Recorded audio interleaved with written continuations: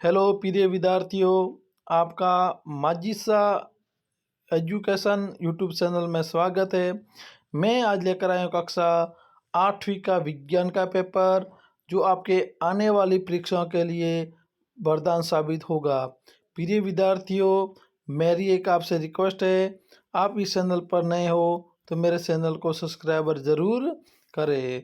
प्रिय विद्यार्थियों, आज थोड़ा समय का अभाव होने के कारण मैं पेपर बहुत अच्छे से प्रश्न लेकर आया हूँ, परंतु प्रत्येक प्रश्न का मैं आपको उत्तर बता नहीं सकता हूँ। इसलिए आप अपनी नोटबुक पर लिख कर और उस प्रश्न उत्तर को याद करना है। तो प्रिय विद्यार्थियों, अभी पढ़ाई का टाइम है, टाइम कम वेस्ट करते हुए आगे बढ़ते हैं और प्रश्न उत्तर को याद करते हैं। और आप को मैं वादा के साथ कहता हूँ, इनमें आपके 100 में से 100 सवाल आएंगे।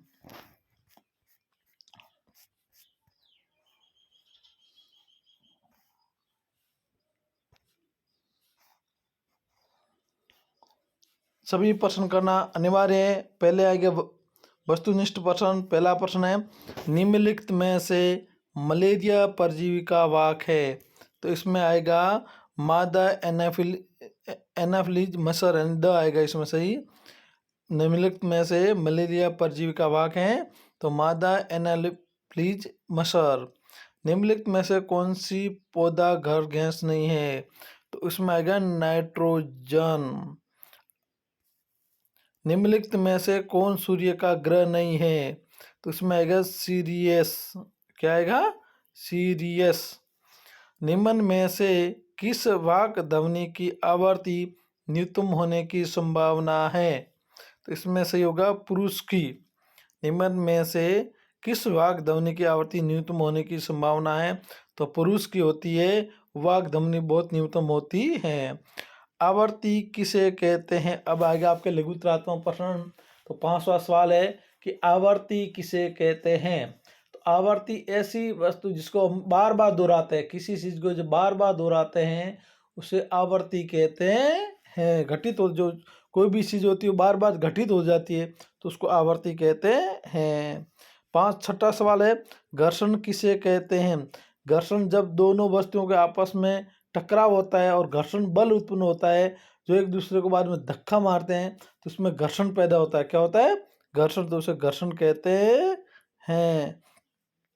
7वां सवाल है, रेड डाटा पुस्तक क्या है। रेड डाटा पुस्तक ऐसी पुस्तक है जिसमें विलुप्त होने वाले जीव जंतु या खनिज जो भी है, अब चीज जो विलुप्त हो रही है हमारी संसार में से, उसके बारे में रेड डाटा बुक में नाम होता है अर्जित, और बाद में उसकी गवर्नमेंट उसकी सुरक्षित करती है, उसकी रक्षा करती है कि ये रेड डाटा बुक में कि आने वाले टाइम में ये चीज़ें विलुप्त हो जाएगी। सीएनजी का पूरा नाम है संपीड़ित पेट्रोलियम गैस। संपीड़ित पेट्रोलियम गैस। 9वां सवाल, बहुलक को अंग्रेजी में क्या कहते हैं। बहुत इंपॉर्टेंट सवाल है, बहुलक को अंग्रेजी में क्या कहते हैं। 10वां सवाल है, मानव शुक्राणु की विशेषता बताओ। जो मानव में शुक्राणु होते हैं उसकी क्या क्या विशेषता होती है वो आपको बतानी है। अब ये बहुत अच्छे से इंपॉर्टेंट सवाल है बच्चों, और मैं आपको वादा के साथ कहता हूँ कि ये जो पेपर मैं लेकर आया हूँ इसमें से आपके 100 में से 100 सवाल आएंगे। एक भी सवाल बाहर से नहीं आएगा। इसलिए प्रिय विद्यार्थियों, इस वीडियो को आप पूरा देखें और मेरे चैनल को सब्सक्राइबर ज़रूर करें और लाइक करना न भूलें। और एक और बात बताना चाहता हूँ आपसे कि आप कमेंट बॉक्स में ज़रूर बताएं कि इस पेपर में से आपके कितने सवाल आए हैं। 11वां सवाल है, धातुओं में तन्यता का गुण क्या होता है। जो धातु होती है उनके तन्यता के क्या गुण होते हैं उसके बारे में आपको बताना है। अब लघुतात्मक प्रश्न 12वां है, आधुनिक सिंचाई की दो विधियों का वर्णन कीजिए। आधुनिक सिंचाई, जो भी आधुनिक सिंचाई चल रही है तो उसके दो विशेषता विधियाँ कौन सी है। इसकी विधियाँ, एक तो है फुहारा पद्धति वाला है, एक वो बूंद बूंद सिंचाई योजना वाला चल रहा है, और मिनी फुहारा वाला है। जो भी ये अभी जो सिंचाई चल रही है, इसकी जो नई नई विधियाँ यूज ले रहे हैं उसके बारे में आपको बताना है। पाचरीकरण किसे कहते हैं। 13वां सवाल है बच्चों, पाशरीकरण किसे कहते हैं? ध्यान से लिखना और ध्यान से समझना और अपनी पासबुक या किताब में से ध्यान से प्रश्न उत्तर पढ़ना। और मैंने पहले ही आपको बता दिया था, आज थोड़ा समय का अभाव होने के कारण मैं आपको पूरे के पूरे प्रश्न उत्तर नहीं बता सकता हूँ, और बताऊंगा तो मेरा थोड़ा टाइम वेस्ट हो जाएगा और वीडियो हो जाएगा बड़ा। इसलिए आप नोटबुक में अपने प्रश्न को उतार कर जल्दी से जल्दी याद करें। जैव निम्नीकरण पदार्थ और जैव अनिम्नीकरण पदार्थ मध्य अंतर लिखिए। यानी जैव निम्नीकरण और जैव अनिम्नीकरण पदार्थ में क्या अंतर है वो आपको लिखना है। 16वां सवाल है, जल में विद्युत धारा के रासायनिक प्रभाव को समझाइए। 15वां सवाल है, जल में विद्युत धारा के रासायनिक प्रभाव को समझाइए। यानी जल के अंदर विद्युत धारा के क्या प्रभाव होता है, क्या नहीं होता है, उसके बारे में आपको समझाना है। 16वां सवाल है, धातुओं तथा अधातुओं में उपयोग लिखिए। धातु का क्या उपयोग होता है, अधातु का क्या उपयोग होता है, वो आपको बताना है। 17वां सवाल है, ध्वनि प्रदूषण मानव के लिए किस प्रकार से हानिकारक है, वर्णन कीजिए। और ये तो बहुत सरल है। ध्वनि प्रदूषण, शोर होता है ज़्यादा, जैसे डीजे जोर से बजता है, हवाई जहाज ऊपर चलता है तो आवाज़ आती है जोरदार, ये कल कारखानों में से आवाज़ आती है, तो इससे क्या होता है आपको पता है। ज़्यादा ध्वनि प्रदूषण से चिड़चिड़ापन हो जाता है, उसके बारे में आपको लिखना है। और ये सवाल बहुत इंपॉर्टेंट है बच्चों, याद कर लेना आप। 18वां सवाल है, नाइलॉन में के उपयोग लिखिए।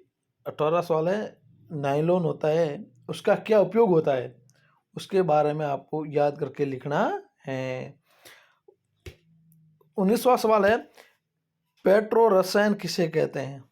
19वां सवाल बहुत इंपॉर्टेंट सवाल है कि पेट्रो रसायन किसे कहते हैं। पेट्रो रसायन किसे कहते हैं।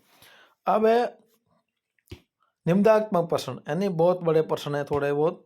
प्रकृति में कितने प्रकार के संसाधन पाए जाते हैं, वर्णन कर दो। प्रकृति है, इसके कितने प्रकार के संसाधन पाए जाते हैं, प्राकृतिक अप्राकृतिक जो भी संसाधन पाए जाते हैं उसके बारे में आपको बताना है। और उसका क्या क्या उपयोग होता है, किस प्रकार होता है, उसके बारे में बताना है। और यदि आपको ये भी सवाल ना है तो इसका दूसरा अथवा आता है, अगर इस प्रकार से वनों की संख्या में कमी आती रही तो किन किन समस्याओं का सामना करना पड़ेगा। जैसे अभी वनों का उन्मूलन होता है, कटाई होती है उनकी। अब इन ऐसे वनों की कटाई होती रही तो हमारे जीवन में क्या क्या प्रभाव पड़ेगा आने वाली पीढ़ियों में, तो उसके बारे में आपको थोड़ा बताना है। और ये बहुत अच्छा सवाल है और इम्पोर्टेंट सवाल है, और ये लगभग परीक्षा में आएगा। और आप तैयारी के साथ जाना और याद करना प्रिय विद्यार्थियों। और मैं आपको वादा के साथ कहता हूँ कि इस पेपर में से एक भी सवाल बाहर से नहीं आएगा।